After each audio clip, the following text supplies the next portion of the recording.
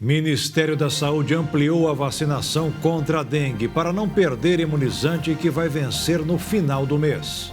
Petrobras reconhece defasagem nos preços, mas ainda não pretende reajustar a gasolina vendida nas refinarias. Presidente Lula reage e recoloca o ministro Alexandre Padilha, que é desafeto do presidente da Câmara, Arthur Lira, na função de negociar votações. Justiça decide que mulher que levou homem morto para pedir empréstimo em um banco vai continuar presa. Estados Unidos e a Inglaterra anunciam novas sanções contra o Irã pelo ataque a Israel. Primeira onda de frio do outono leva temperaturas próximas do 0 grau no sul do país. Estudo revelou que gordura na barriga pode favorecer o surgimento de várias doenças. E cientistas descobriram como multiplicar córneas doadas e evitar a cegueira de milhões de pessoas. Agora no Jornal das 22.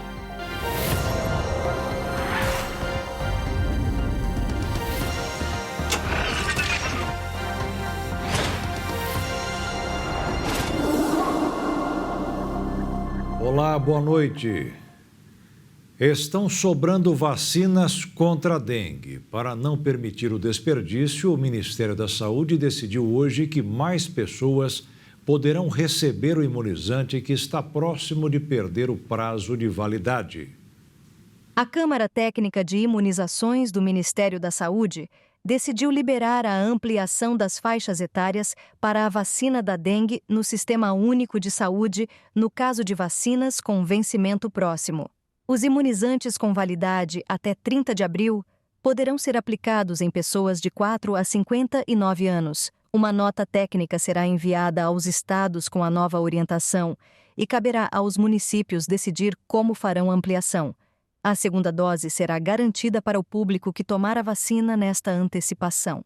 O Ministério da Saúde reforçou que pessoas de 10 a 14 anos ainda sejam priorizadas, que é público para os quais já estavam liberadas as doses desde o início de março.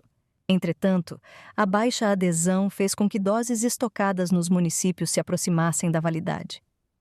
E em São Paulo já atingiu praticamente todos os distritos da capital. Desde o começo do ano, foram registrados mais de 180 mil casos da doença. Dos 96 distritos da cidade de São Paulo, 91 enfrentam epidemia de dengue. A situação mais crítica é no Jaraguá, ali entre as zonas norte e oeste, onde há registro de 8.500 casos para 100 mil habitantes. Os únicos distritos que ainda não se enquadram na epidemia são Jardim Paulista, Moema, Saúde, Vila Mariana e a República, aqui onde nós estamos. A capital já concentra quase um terço dos pouco mais de 600 mil casos registrados em todo o estado de São Paulo. Até agora, a cidade contabiliza 49 óbitos em decorrência da doença em 2024, segundo informações da Secretaria Estadual da Saúde. A Prefeitura divulgou a ampliação da campanha de vacinação para todos os postos da cidade. O público-alvo são as crianças e adolescentes de 10 a 14 anos de idade. Aí é importante informar que para receber a vacina, esse menor precisa estar com um adulto responsável e portando o cartão de vacinação, documento de identidade e também comprovante de residência. E essa criança não pode ter sido diagnosticada com dengue nos últimos 6 meses. Até agora, a capital recebeu cerca de 178 mil doses do imunizante do governo federal. Mas para reduzir os casos da doença é preciso também parar a proliferação do mosquito Aedes aegypti. E nessa luta, cada um precisa fazer sua parte dentro de casa, tampando qualquer reservatório de água, desde os pequenos potes até as piscinas. Além disso, é preciso colocar areia nos pratos de plantas e secar periodicamente qualquer lugar que possa acumular água da chuva. A mulher que levou um homem morto ao banco para fazer um empréstimo vai continuar presa até o final das investigações. Érica de Souza Vieira Nunes passou hoje por uma audiência de custódia e o Tribunal de Justiça do Rio de Janeiro converteu a prisão dela em preventiva. Mesmo registrada por celular e reproduzida de forma ininterrupta desde anteontem, a cena segue absolutamente inacreditável. Nas imagens, dentro de uma agência, Érica tenta ajudar Paulo Roberto Braga, de 68 anos, movimentando-o como se ele fosse uma marionete. Com a mão esquerda, sustenta a cabeça do idoso, a quem chama de tio, e com a direita, tenta fazer com que ele segure uma caneta e assine o documento necessário para sacar o dinheiro. E isso tudo para pegar R$17 mil de um empréstimo pré-aprovado.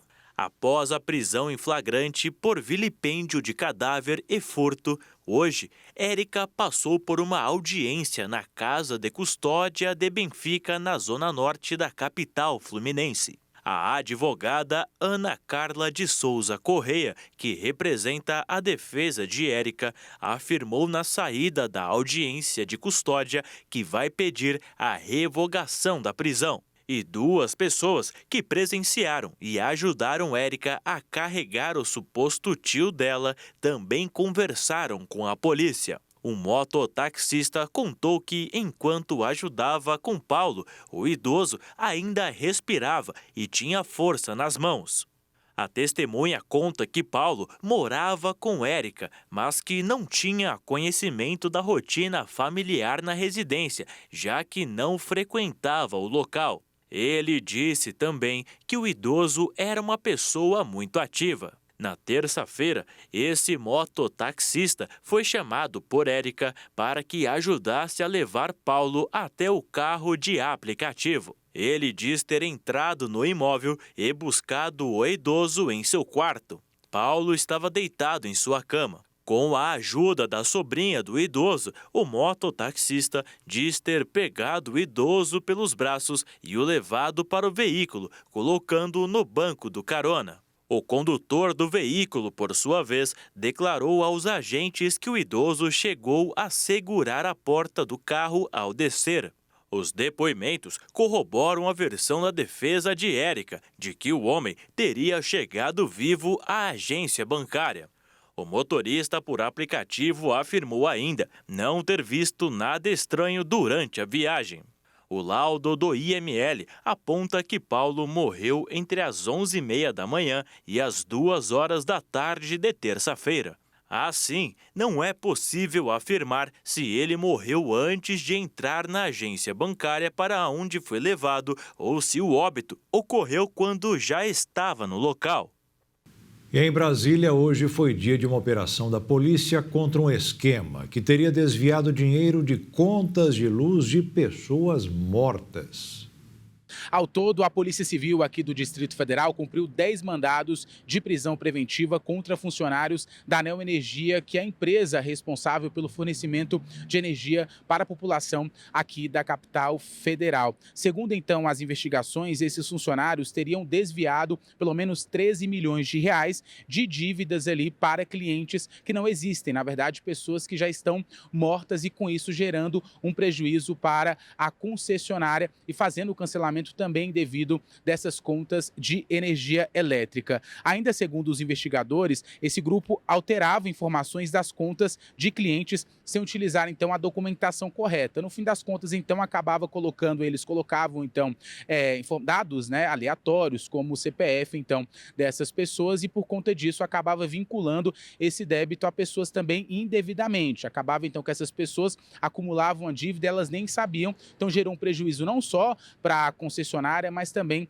para esses clientes. Um detalhe importante, inclusive, que a gente tem que destacar é que, segundo o delegado, a tendência é que o valor seja muito maior do que 13 milhões de reais. Esse grupo só foi descoberto depois que a Neo Energia contratou uma auditoria interna que conseguiu apontar, então, de fato, a utilização de dados indevidos desses clientes e, com isso, gerando esse prejuízo astronômico. Caso, então, sejam condenados, esses funcionários ligados ao esquema de fraude podem receber penas de até 17 anos de prisão e eles devem responder por estelionatário eletrônico, além também de cessão de dados falsos em sistema de informações. A princípio, essa pena, mas acontece que se for descoberto, então, que o valor é maior e outras pessoas estão envolvidas, pode ser que a pena aumente e outras pessoas também podem ser presas, uma vez que essa investigação vai continuar, segundo a Polícia Civil aqui do Distrito Federal.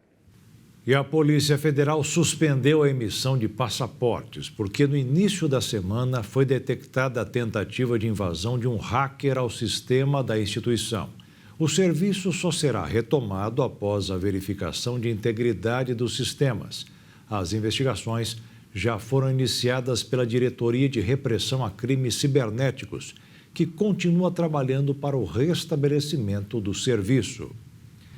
E hoje de manhã foi preso o ex-deputado federal Vladimir Costa. Ele foi acusado de postar vídeos ofensivos em redes sociais.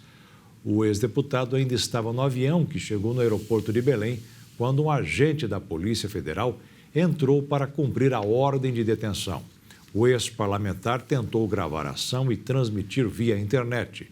Dá para perceber a abordagem. O policial pediu para que a gravação fosse suspensa e a transmissão encerrada. Segundo a PF, o ex-deputado teria cometido violência política fazendo postagens ofensivas e expondo a vida privada da deputada Renilce Nicodemos em uma rede social. O Tribunal Regional Eleitoral do Pará ordenou a retirada das postagens ofensivas, que motivaram o mandado de prisão. Em janeiro de 2023, o ex-deputado já tinha sido condenado por ofensas divulgadas na internet.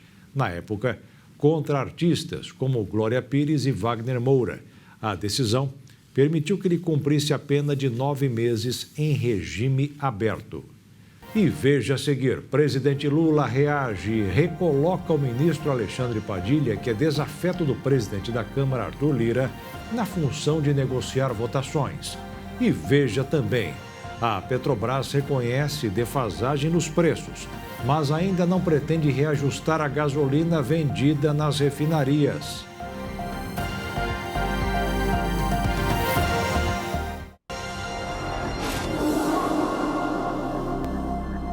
O presidente Lula recolocou o ministro das Relações Institucionais, Alexandre Padilha, para negociar a liberação de emendas parlamentares. Significa que uma das pessoas com as quais ele terá que acertar os detalhes será o presidente da Câmara, Arthur Lira. O detalhe é que os dois não são amigos. Ao contrário. A atribuição foi devolvida a Padilha por uma portaria interministerial publicada na última sexta-feira, fato que deve acirrar o embate entre o presidente da Câmara, Arthur Lira, e o ministro das Relações Institucionais, que Lira chamou recentemente de incompetente e desafeto pessoal. O texto prevê que a Secretaria de Relações Institucionais será informada sobre as indicações de emendas parlamentares repassadas a ministérios. Além de Padilha, a portaria sobre as emendas é assinada por outros 3 ministros: Fernando Haddad, da Fazenda, Simone Tebet, do Planejamento e Esther Dweck, ministra da Gestão e Inovação. E detalhe, o texto foi publicado no Diário Oficial da União, um dia após Lira ter criticado o ministro das Relações Institucionais. O governo do presidente Lula é o governo do diálogo. Aliás, quero celebrar o bom trabalho conjunto que foi a reforma tributária. Ninguém imaginava, num primeiro ano de governo, você aprovar uma reforma do significado que tem para a economia brasileira e, portanto, social, que tem a reforma tributária, fruto do diálogo. Então, ninguém precisa pensar igual. mas é importante trabalhar junto pelo Brasil. A medida, no entanto, incomodou o Centrão, que no fim do ano passado articulou um modelo de comunicação direta entre o Congresso e os ministérios responsáveis pelos repasses de cada emenda. O objetivo era justamente tentar esvaziar e derrubar Padilha, que cuida da articulação política do governo Lula. Além disso, a portaria cria um ritmo diferente para a tramitação das emendas em comparação ao que foi aprovado pelo Congresso na Lei de Diretrizes Orçamentárias, no fim de 2023. O texto não define que o Ministério de Alexandre Padilha seja informado sobre o que pedem deputados e senadores. Questões pessoais não vão prevalecer em razão do interesse nacional. As relações do poder legislativo com o poder executivo são sólidas e buscam o interesse nacional. Por isso, a questão relativa, por exemplo, ao fluxo de pagamento de emendas não vai ser impeditivo aos interesses nacionais. Nós temos clareza de que as relações institucionais estão preservadas e vão continuar assim. Nos bastidores, integrantes do Centrão falam em derrubar a portaria, mas admitem que sem o apoio de Lira, que até o momento tem adotado cautela sobre o tema, dificilmente seria possível a anulação do ato, mas avaliam em descumpri-la em razão do que classificam como burocracia excessiva. A safra de cana-de-açúcar do Brasil foi a mais alta da história. Entre abril de 2023 e março do ano passado, foram colhidas 47 milhões e 700 mil toneladas. Mais de 35 milhões foram exportadas, o que, segundo o relatório divulgado hoje pela Companhia Nacional do Abastecimento, consolidou o país como o maior fornecedor mundial do produto. Além do aumento das vendas ao exterior, o país contou com a alta dos preços do mercado internacional, que atingiram o valor mais alto em setembro. Depois, voltaram a cair. E o presidente da Petrobras, Jean Paul Prates, afirmou que não haverá aumento do preço da gasolina.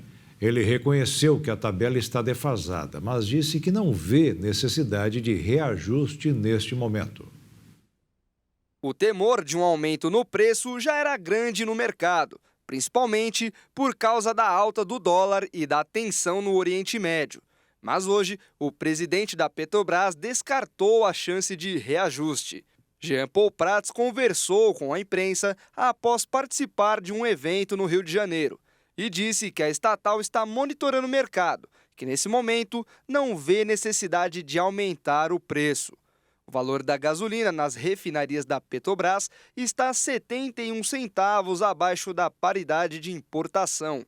Há quase um ano, a Petrobras deixou de atrelar os preços do combustível ao mercado internacional. Mas a oscilação no exterior ainda aumenta a pressão sobre o produto no Brasil. No mercado financeiro, os investidores repercutiram a fala de um dirigente do Banco Central dos Estados Unidos de que a taxa de juros só deverá cair no final do ano. Quando a declaração foi somada aos temores de conflitos no Oriente Médio e às preocupações com as contas do governo brasileiro, o resultado foi uma retomada da alta. Depois da queda de ontem, hoje o dólar subiu 0,12%, cotado em R$ 5,24 na venda. E a Bolsa de Valores terminou o pregão em alta de 0,2% aos 124.196 pontos. A Comissão de Trabalho da Câmara dos Deputados aprovou um projeto de lei que reduz a idade mínima prevista na reforma da Previdência para a aposentadoria especial a trabalhadores expostos a agentes químicos, físicos e biológicos prejudiciais à saúde. Atualmente, as idades mínimas são de 55, 58 e 60 anos. Com a nova lei, as idades foram reduzidas para 40, 45 e 48 anos. Quanto mais nocivo o agente, menor o tempo.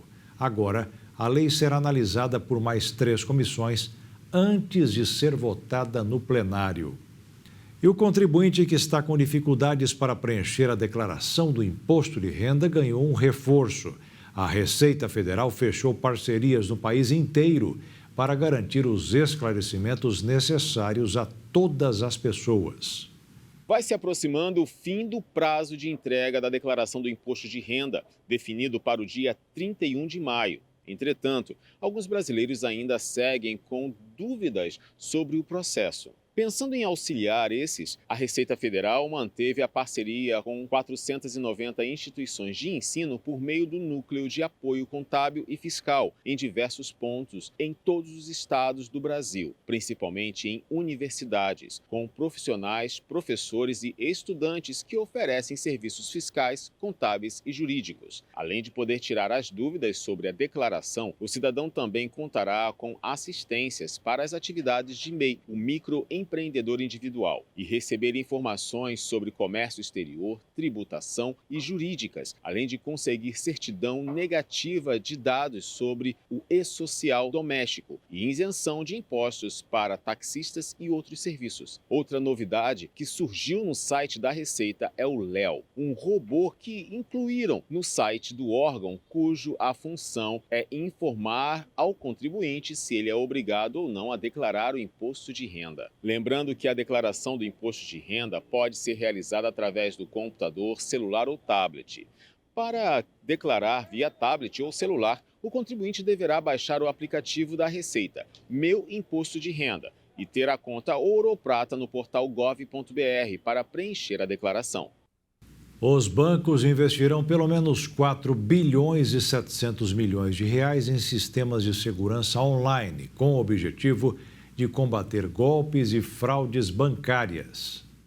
O valor representa 10% do total dos mais de 47 bilhões de reais que as instituições financeiras brasileiras projetam destinar à tecnologia neste ano. As estimativas divulgadas pela FEBRABAN, a Federação Brasileira de Bancos, mostraram que no período de 5 anos, os bancos aumentaram em 98% seus investimentos em tecnologia. Em 2019, o valor destinado a esses investimentos foi de quase 24 bilhões de reais. De acordo com a FEBRABAN, todas as instituições financeiras agora têm como prioridade aumentar a segurança cibernética e, para isso, investirão em arquitetura, infraestrutura e ferramentas especializadas para detecção e respostas a ameaças. Além disso, os bancos pretendem focar seus investimentos nessa área para gestão de identidades e acessos, treinamento e conscientização dos colaboradores, segurança de computação, testes de invasão e criptografia dos dados e informações. A preocupação e o aumento dos investimentos vem junto com a popularização dos serviços bancários via celular, principalmente após a criação do Pix, uma tendência que facilitou a vida de muita gente, mas aumentou o número de golpes e as tentativas de fraudes aumentaram a níveis jamais vistos. Uma pesquisa divulgada pelo Nubank mostrou que de cada 10 brasileiros, 7 já ouviram falar de pessoas que foram vítimas de golpes envolvendo aplicativos de bancos. Desse montante, mais da metade considerou que a falta de conhecimento e a ingenuidade são os principais motivos para que as pessoas caiam em golpes. Nesses casos, quando é comprovado que a fraude aconteceu por conta de uma falha nos sistemas dos bancos, os clientes precisam ser ressarcidos. Mas quando a vítima é enganada por criminosos, as instituições financeiras analisam o caso. A busca pelo sucesso no mercado de trabalho parece enfraquecer cada vez mais no Brasil. O que demonstra isso é um estudo de uma agência de recrutamento, onde mostra que 39% dos brasileiros não gostariam de ser promovidos no emprego. Aliás, nem aceitariam. Seja pela responsabilidade, por desejo ou até mesmo por comodidade, o sucesso profissional está cada vez mais longe do ideal de alcançar altos cargos nos negócios. Com isso, aqui no Brasil, 39% das pessoas não aceitariam uma promoção profissional. A mudança de perspectiva do que é o trabalho e o custo-benefício das altas cadeiras nas empresas são alguns desmotivadores que pesam na balança ao se decidir por promoções. A mudança de perspectiva do que é o trabalho e o custo-benefício das altas cadeiras nas empresas são alguns desmotivadores que pesam na balança ao se decidir por promoções, aponta o levantamento. A pesquisa, feita com 27 mil pessoas, também mostra que 34% dos entrevistados não querem nunca subir para outros cargos, ao entenderem que são posições desgastantes. E este tem sido o principal discurso de quem não aceitaria trocar de cargo. Na visão desses entrevistados, apesar de posições corporativas mais altas serem vistas como sinônimo de sucesso profissional, algumas delas acreditam que aceitar essas funções significa abdicar da qualidade de vida ou até mesmo da saúde mental. Contudo, uma outra condição também foi citada pelas pessoas: o custo-benefício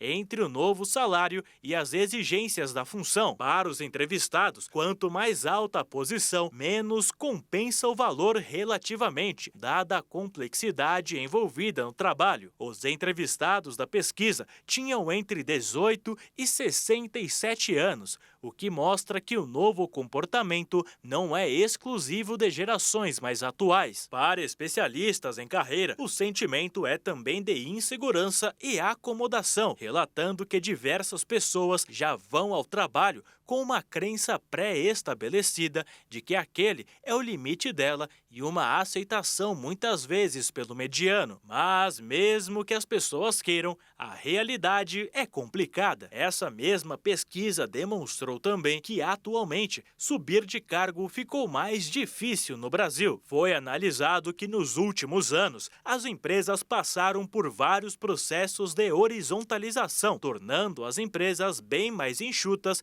e bem mais achatadas no organograma. Então, querer subir ou não de cargo nunca foi uma escolha do profissional, e sim das condições do mercado de trabalho. E veja a seguir: Estados Unidos e a Inglaterra anunciam novas sanções contra o Irã pelo ataque a Israel.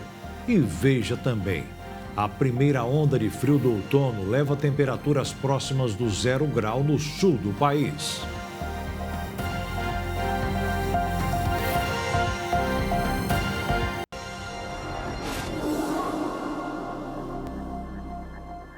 O frio chegou. Pela primeira vez este ano, os termômetros ficaram abaixo dos 10 graus no sul e sudeste do Brasil. Os estados de Santa Catarina e Rio Grande do Sul registraram temperaturas próximas de 0 grau na madrugada desta quinta-feira, aliviando o calor que o país enfrenta desde setembro do ano passado. De acordo com a Defesa Civil de Santa Catarina, a temperatura chegou a 1,8 graus em Bom Jardim da Serra na manhã desta quinta-feira. Os termômetros marcaram 4 e 6 graus nos Planaltos e Meio-Oeste, entre 9 e 12 graus no Oeste. O Extremo Oeste e Alto Vale do Itajaí e as demais regiões variaram entre 12 e 17 graus. Uma geada de baixa intensidade e nevoeiros também foram observados em trechos do Planalto Sul, principalmente em leito de rios. Segundo o Instituto Nacional de Meteorologia, a geada continuará nas 2 próximas madrugadas. O avanço de uma massa de ar seco e frio causou o declínio das temperaturas. O fenômeno também deixou os ventos mais fracos. A cidade de Curitiba registrou o dia mais frio do ano, com 12,5 graus. Os curitibanos que precisaram sair cedo de casa sentiram na pele a mudança na temperatura e sinais de que os meses mais gelados do ano se aproximam. O recorde de frio em Curitiba em 2024 era do dia 26 de janeiro, quando a capital registrou 13,2 graus. Segundo a previsão do CIMEPAR, o novo recorde poderá ser quebrado já nos próximos dias, porque a frente fria que atinge o sul do país segue atuando no estado. Até o fim de semana, as manhãs prometem ser geladas para os curitibanos.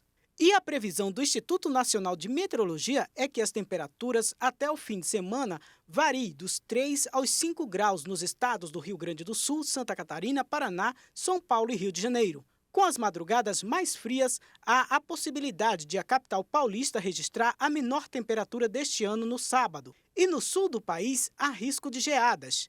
De acordo com o Climatempo, a semana terminará com mínimas mais baixas e os começos de manhãs mais gelados na Grande São Paulo, no litoral e nas cidades do interior. A Defesa Civil recomenda que nas noites mais frias as pessoas deem maior atenção às pessoas mais vulneráveis, como idosos, enfermos e crianças. Além disso, a população deve evitar locais fechados com aglomeração de pessoas onde os vírus de doenças circulam com maior intensidade.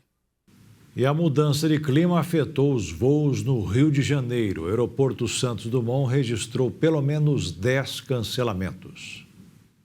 As mudanças climáticas já começaram com a chegada da frente fria e, com ela, as consequências. Ao menos 10 voos foram cancelados no aeroporto Santos Dumont, no centro da capital fluminense. A causa foi o mau tempo, pois durante a madrugada choveu e ventou em diversos pontos da cidade. De acordo com os relatos, vários passageiros foram prejudicados de diversas formas e tentaram remarcar os compromissos. A chuva e o vento também afetaram o fornecimento de energia elétrica em diversos bairros do Rio. Em nota, a Light informou que registrou casos de falta de energia em trechos de ruas, na Zona Norte e também na Zona Sul. Segundo a concessionária, as equipes estão nas ruas para restabelecer a energia o mais rápido possível. O presidente da Câmara dos Deputados, Arthur Lira, procurou hoje a Polícia Federal para relatar a denúncia da deputada Daiane Bittencourt, do União do Ceará. Ela encontrou câmeras escondidas no apartamento onde ficava hospedada em Brasília, colocadas em frente à sua cama. Ela não descartou nenhum caso de crime de gênero como político. A rede hoteleira responsável pelo Hotel Tulip disse que a unidade alugada é uma propriedade particular e que, por isso, não está sob a sua administração, mas prometeu colaborar com as investigações. O ministro do STF, Cássio Nunes Marques, mandou tirar a tornozeleira eletrônica do contraventor Rogério Andrade. Ele está sendo julgado por comandar uma organização criminosa que explora o jogo do bicho, máquinas caça-níqueis, bingos e cassinos na zona norte do Rio de Janeiro. Ele estava com o apartamento, ou melhor, o equipamento de segurança, há 1 ano e meio. E ao aceitar o pedido do advogado Rogério Andrade, o ministro do STF explicou que não vê mais necessidade do uso da tornozeleira e nem que ele volte para casa todo dia às 6 horas da tarde.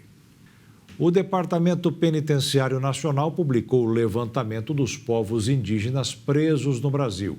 Mato Grosso do Sul concentra praticamente 1/3 desta massa carcerária.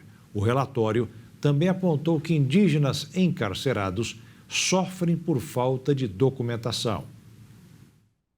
O relatório mostrou que a maior massa carcerária de indígenas se concentra na região da Grande Dourados, que tem 13.473 pessoas nas 2 principais reservas, em pouco mais de 3.500 hectares demarcados. Dados da Senapen, Secretaria Nacional de Políticas Penais, mostram que entre janeiro e junho de 2023 havia 1.226 indígenas presos em todo o país. Desse número, Mato Grosso do Sul custodiava 401, ou seja, praticamente 1/3. O estado tem a 3ª maior população originária do país, com pouco mais de 116 mil pessoas. Em primeiro está o Amazonas, com 490 mil, e em segundo a Bahia, com 229 mil. O relatório mostrou diversos problemas. Entre eles, um que chamou a atenção é a falha na comunicação. Na maioria das vezes, os indígenas não conseguem compreender e nem se fazerem compreendidos. O sistema de justiça, essencialmente o sistema de justiça criminal, não compreendem quem eles são, quais são seus valores, qual a sua cultura, o que aconteceu na realidade dos fatos. Então a gente trabalha numa situação que eu entendo de muita violação de direitos humanos. Uma situação que para o defensor público leva aos povos originários uma pena média muito maior que os não indígenas. As razões disso, muitas vezes, um banco de um psicanalista não vai entender por que alguém condena uma parcela da população com mais ou menos rigor. A gente pode dizer, e aí aqui acho que a minha fala foi toda nesse sentido, é uma incompreensão. Então, ou preconceito, não sei, assim, por que leva o sistema inteiro a punir de maneira mais forte eles? Sim, teria que ser fruto de muito estudo, de muita pesquisa, mas acho que o ponto que a gente precisa, o ponto de partida hoje é melhorar a nossa compreensão de quem eles são. Uma violação sem tamanho de direitos. Do ponto de vista pessoal e de contato com violação de direitos humanos, o contato com esses indígenas dentro do sistema prisional é a maior violação de direitos humanos que eu já presenciei no estado de Mato Grosso do Sul. O relatório foi feito a partir de visitas a unidades penais de Mato Grosso do Sul e apontou que 85% dos indígenas entrevistados não tiveram acesso a intérprete, 6,8% tiveram, e quanto ao restante, não foi possível coletar os dados. Nós a gente não conseguimos entender muitas coisas, principalmente judicialmente quando a gente se fala, porque nós nascemos, criamos, falamos a nosso idioma. Então, com tudo isso, muitas vezes, os não indígenas se aproveitam. Outro ponto-chave foi a invisibilidade. Dos 206 atendidos, 22% não tinham qualquer documento. Não entendemos como se tem um processo, desde a delegacia de polícia, um processo judicial com depoimentos, enfim, toda essa chancela do Poder Judiciário, do Ministério Público e da própria Defensoria Pública, e essa pessoa não é lhe garantido o direito ao acesso à documentação básica, ou seja, a certidão de nascimento, um CPF, para que ela vire pelo menos um número, uma estatística, para que volte políticas públicas voltadas para ela. A ideia é usar o relatório como ferramenta para se buscar políticas públicas para minimizar as violações de direitos dos povos originários. E hoje, através da quantificação de dados, de números, nós sabemos o tamanho do problema e agora nós vamos pensar juntos com vários órgãos, várias instituições, como começar a amenizar ou tentar resolver. Resolver, a gente acredita que os esforços deverão ser muitos, mas pelo menos amenizar e tentar fazer que as coisas comecem a acontecer como a legislação determina, né? Dentro da justiça, a lei tem que imperar. Então, é isso que nós exigimos, que seja reconhecida e garantida aos indígenas a especialidade do que o direito lhes assegura. Os Estados Unidos e o Reino Unido anunciaram novas sanções contra o programa de drones do Irã. Para aumentar a tensão, o governo iraniano disse que se Israel responder ao seu ataque do último sábado, poderá rever sua doutrina nuclear. As ações tanto dos Estados Unidos quanto do Reino Unido têm como objetivo a interrupção da capacidade do Irã de produzir os veículos não tripulados. Com isso, essa decisão tentaria, de alguma forma, cortar transações financeiras globais com 16 pessoas e 2 entidades envolvidas na construção dos aparelhos, além de prejudicar as exportações de aço do país, que geram bilhões de dólares. As punições foram anunciadas depois de um encontro dos líderes do G7, grupo que reúne as nações mais industrializadas do mundo. O presidente norte-americano Joe Biden enfatizou que seu país está comprometido com a segurança de Israel. Além disso, avisou que os Estados Unidos não hesitarão em tomar todas as medidas necessárias para responsabilizar quem cometer ataques contra seus parceiros na região do Oriente Médio. Já o Reino Unido anunciou que vai sancionar várias organizações militares, indivíduos e entidades envolvidas na indústria de drones e mísseis iranianos. Após receberem as notícias, os iranianos informaram que poderão rever a doutrina nuclear do seu país se Israel responder ao ataque de Teherã do último sábado. Mesmo após as ameaças do Irã, o governo israelense disse que responderá à ofensiva. O regime iraniano afirmou considerar o assunto encerrado, mas ameaça realizar um novo ataque a depender da resposta de Israel. Vale ressaltar que Israel é uma das 9 potências nucleares do mundo e a única que não o admite. Seu arsenal é estimado por organizações em 90 ogivas. Teherã, por sua vez, prega o fim do Estado judeu, assim como o aliado Hamas, em guerra com os israelenses e seus parceiros como o Hezbollah libanês e os Houthis do Iêmen. Quase 14 mil crianças morreram na faixa de Gaza desde que começou a guerra entre Israel e o grupo radical islâmico Hamas. As crianças e os adolescentes representam quase 44% dos mais de 33 mil mortos até agora. Segundo a The World Factbook da Agência Central de Inteligência Americana, Gaza é lar de pouco mais de 1 milhão de crianças e adolescentes. Eles são quase metade do total de 2.200.000 habitantes e a taxa de fecundidade é de mais de 3 filhos por mulher. O Unicef estima que até fevereiro foram registrados mais de 26.000 nascimentos desde o início do conflito. A fome é iminente, segundo a Organização das Nações Unidas para a Agricultura e Alimentação, e 28 crianças morreram de desnutrição e desidratação até o dia 1º deste mês, de acordo com o Ministério da Saúde de Gaza. Os palestinos representam atualmente 80% de todas as pessoas que enfrentam a fome grave no mundo e pelo menos 50.400 crianças com menos de 5 anos sofrem de desnutrição no norte do enclave. Dos 36 hospitais de Gaza, apenas 10 estão operando parcialmente. São também 6 meses sem estudar. Pelo menos 53 escolas foram destruídas desde o início da guerra. De acordo com o porta-voz da Unicef, crianças e adolescentes também são mais vulneráveis fisicamente, porque perdem sangue com maior facilidade, sofrem lesões cerebrais traumáticas, concussões, danos às células nervosas e perda de audição. Devido à composição diferente dos órgãos e tecidos, as lesões causadas nos primeiros anos de vida podem ainda afetar seu crescimento e desenvolvimento posteriores. Desde o início do conflito até janeiro, todo dia mais de 10 crianças perderam uma ou as 2 pernas na faixa de Gaza. E veja a seguir, estudo revelou que gordura na barriga pode favorecer o surgimento de várias doenças. E veja também, cientistas descobriram como multiplicar córneas doadas e evitar a cegueira de milhões de pessoas.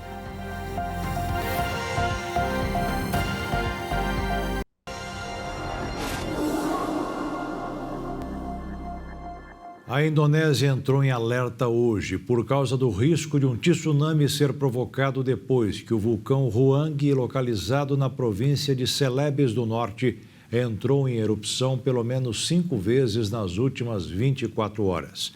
Milhares de pessoas abandonaram a região. O Monte Ruang entrou em erupção pela primeira vez na terça-feira e manteve atividades sísmicas intensas nas 24 horas seguintes. O Centro de Vulcanologia e Mitigação de Desastres Geológicos da Indonésia determinou um nível de alerta 4, o estágio mais alto. As repetidas explosões levantaram temores de que uma parte do vulcão desmorone no mar, provocando um tsunami, como aconteceu em 1871. A ilha de Tagulandang, a nordeste do vulcão, onde vivem cerca de 20.000 pessoas, está em risco. Não houve relatos de mortos ou feridos. Segundo as autoridades, pelo menos 11.000 moradores de áreas próximas já foram evacuados. A recomendação é manter o máximo de distância possível da região e não entrar em um raio de 6 quilômetros da cratera ativa do vulcão. O aeroporto internacional mais próximo na cidade de Manado foi fechado por 24 horas devido às grandes colunas de fumaça e cinzas que continuam a sair da montanha. O vulcão ainda lançava uma coluna de fumaça nesta quinta-feira. Autoridades meteorológicas acreditam que a grande quantidade de material vulcânico lançado na atmosfera pela erupção do vulcão Ruang poderá impactar o clima do planeta. De acordo com o Metsu, ainda não foi divulgado o índice de explosividade desta erupção, que indicará o potencial de impacto, podendo ser nulo a elevado. O prefeito de São Paulo, Ricardo Nunes, disse hoje que a empresa Transwolf, ligada ao primeiro comando da capital, não vai operar o ônibus aquático da cidade. A empresa venceu a licitação para o território, mas Ricardo Nunes disse que achou melhor deixar que a própria prefeitura comande o serviço que ainda não foi divulgado. Criar um auxílio moradia de R$ 500 mensais para pessoas em situação de rua poderia custar quase 34 bilhões de reais por ano aos cofres públicos. Os cálculos foram feitos a pedido do Supremo Tribunal Federal. O direito à moradia está na Constituição e uma ação chegou às mãos do ministro Edson Fachin. O mandado de injunção, que pede que este direito seja respeitado em relação aos moradores de rua. O ministro pediu um estudo para saber quanto isso custaria aos cofres públicos e os valores foram apresentados. A ação da Defensoria Pública da União é usada quando alguma parte no processo quer fazer valer os direitos previstos na Constituição, que precisam de uma lei ou norma específica. O grupo formado por especialistas em economia e políticas da Corte avaliou quanto o governo desembolsaria para pagar o auxílio em vários cenários, que variam entre valores de 1 bilhão e 400 milhões de reais e podem chegar a 33 bilhões e 600 milhões de reais, conforme o número de pessoas que precisam de moradia permanente no país. Uma das vertentes utilizada foi um estudo feito pela Fundação João Pinheiro, que mostrou que 2 milhões e 400 mil brasileiros que recebem um salário mínimo sofrem com a falta de moradia. Outro cenário foi o estudo da mesma fundação, usando o que calculou em 5 milhões e 600 mil a falta de um lar para famílias de baixa renda em 2020. Mas quando são utilizados dados do Ministério dos Direitos Humanos e da Cidadania, com base no Cadastro Único de 2022, o número cai para 236 mil pessoas em situação de rua. Em seu pedido ao STF, a Defensoria alegou que não existe regulamentação do direito à moradia para pessoas em situação de rua no Brasil. O governo mostrou uma postura contrária em relação à criação do auxílio, com o argumento de que o país já possui leis e programas sobre o tema. Em abril do ano passado, Augusto Aras, procurador-geral da República, também foi contra o auxílio e ele argumentou que os programas como a Casa Verde e Amarela e o Minha Casa Minha Vida já tratam do tema com prioridade para pessoas em situação de risco e vulnerabilidade. A Agência Nacional de Vigilância Sanitária informou hoje que muitas indústrias não estão cumprindo o acordo para adequar os níveis de sal ou açúcar dos alimentos. A dupla está envolvida em problemas cardiovasculares e de obesidade. Entre os produtos analisados pela Anvisa, 28% ainda estavam com sal demais, principalmente em biscoitos, hambúrgueres, mortadela, queijo, mussarela e requeijão. No caso dos açúcares, os principais vilões são os biscoitos sem recheio e os do tipo waffle. A combinação do acúmulo de gordura abdominal com fraqueza muscular natural do envelhecimento aumenta o risco do desenvolvimento da síndrome metabólica em pessoas com mais de 50 anos de idade, o que pode facilitar o surgimento de várias doenças. As informações foram obtidas após um estudo realizado por pesquisadores da Universidade Federal de São Carlos, em São Paulo, com a University College London, do Reino Unido. O trabalho, que analisou um banco de dados de quase 4 mil britânicos com mais de 50 anos, mostrou que as pessoas que possuem obesidade abdominal e fraqueza muscular possuem 234% mais riscos de desenvolver uma síndrome metabólica, em comparação com aquelas pessoas que não possuem nenhuma das duas condições. Além da própria obesidade, a síndrome metabólica diminui os níveis do bom colesterol e aumenta a glicemia e a pressão arterial. São as disfunções do metabolismo associadas à perda da força que explicam o grande impacto da fraqueza muscular no risco aumentado de síndrome metabólica. Na questão da fraqueza muscular, existe uma infiltração de gordura no músculo, situação que, além de ser responsável pela perda da força, provoca uma série de mudanças metabólicas no tecido que reduzem a sinalização de insulina, levando a uma maior resistência a esse hormônio, além de alterações no metabolismo da glicose e aumento da gordura no sangue. Com base nesses resultados, os pesquisadores ressaltaram a importância de praticar exercícios físicos, principalmente aeróbicos, para o ganho de força muscular durante o envelhecimento. E, de acordo com especialistas, a prática de exercícios físicos é uma das principais formas de prevenir a síndrome metabólica. O São Paulo demitiu hoje o técnico Thiago Carpini. A decisão foi tomada um dia depois do time perder mais uma partida, desta vez contra o Flamengo no Maracanã por 2-1. Thiago Carpini foi contratado no início do ano, logo depois que Dorival Júnior foi para a seleção brasileira. Comandou o time em 18 partidas, com apenas 7 vitórias, 6 empates e 5 derrotas. Em nota, a direção do São Paulo agradeceu o trabalho dele, informou que começou a busca por um novo técnico e que, enquanto não encontrar, o time será dirigido pelo auxiliar técnico Milton Cruz. A descoberta de uma espada viking da Idade do Bronze permitiu aos arqueólogos reconstruir um momento crucial na história do interior da Alemanha, 3.000 anos atrás. Esta arma foi apontada como prova do poder militar e influência dessa população guerreira. A escavação ocorreu no sítio arqueológico da cidade de Nordhorn, no estado da Baviera. A descoberta deste tipo de espada é comum nos países escandinavos, onde a presença viking teve a sua maior concentração. No entanto, por ser um povo navegante e colonizador, expandiu-se por diferentes territórios do norte da Europa continental, inclusive até as Ilhas Britânicas. As escavações começaram em 2023, lideradas pela Oficina Estatal de Conservação de Monumentos da Baviera, de acordo com um relato pela mídia especializada. Durante o trabalho realizado lá, depararam-se com os esqueletos de um homem, uma mulher e uma criança. Ao lado do adulto masculino estava a espada em perfeito estado, o que foi estranho para os arqueólogos da região, pois durante a Antiguidade e o século XIX, essas tumbas foram saqueadas. E há pelo menos 10 anos, o simpático e versátil robô Atlas da empresa Boston Dynamics chocou o planeta com seu jeito de ser. Ele fazia piruetas, saltos, auxiliava em trabalhos e foi considerado um grande avanço no universo da robótica por conta da sua tecnologia.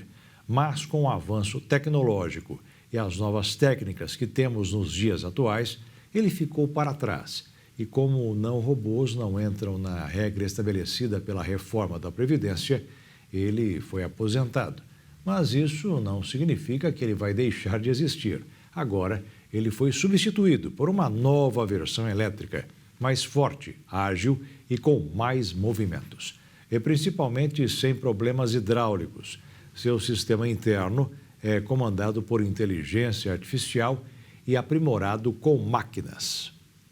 E cientistas da Universidade de Sydney, na Austrália, fizeram uma descoberta que deve reduzir as filas de pacientes em espera por um transplante de córneas. Com o apoio da bioengenharia, o material é simplesmente multiplicado. Atualmente, são mais de 36 milhões de pessoas no mundo que sofrem de deficiência visual grave, mais conhecida como a cegueira. Só no Brasil, cerca de 1.500.000 pessoas vivem nesta condição física. É o que indicam os dados divulgados pelo Conselho Brasileiro de Oftalmologia. Uma das esperanças para reverter o quadro, para alguns desses casos, é o transplante de córneas. Entretanto, a fila para o procedimento é longa e, de uns tempos para cá, vem enfrentando a escassez de doadores. Hoje, a média é de apenas um doador para cada 70 pacientes à espera. Visando o problema, os cientistas da Universidade de Sydney, na Austrália, desenvolveram um estudo de replicação celular feita por bioengenharia, que reproduz essas córneas através de uma impressora 3D. Após anos de pesquisa, os cientistas acreditam que podem reproduzir um número de córneas saudáveis e que ajudaria a abastecer os bancos, reduzindo as filas de espera por transplante. A expectativa dos pesquisadores é que uma única doação possa ser capaz de fornecer tratamento para 30 pessoas. A iniciativa do estudo surgiu em uma viagem, quando o professor Gerard Sutton foi a Myanmar, na Ásia, em 2004, com a intenção de ajudar pessoas com cegueira e treinar cirurgiões para a realização do procedimento de transplante de córneas. No entanto, ao chegar em seu destino, Sutton se deparou com um cenário caótico das filas de espera dos transplantes e tomou a decisão de iniciar os estudos. Com o financiamento do Medical Research Future Fund da Austrália, em valores que ultrapassam a marca de 115 milhões de reais, a Bienco, empresa responsável pela pesquisa, e Sutton acreditam que em 3 ou 4 anos a tecnologia já deve estar disponível para ajudar a curar a cegueira de milhões de pessoas no mundo inteiro. As doenças nas córneas afetam cerca de 23 milhões de pessoas no mundo, em pelo menos um dos olhos. E 5 milhões são afetados nos 2 olhos. Essa é uma esperança para tantos pacientes à espera do transplante. E o Jornal das 22 termina aqui. Uma boa noite, fique na paz. Tchau.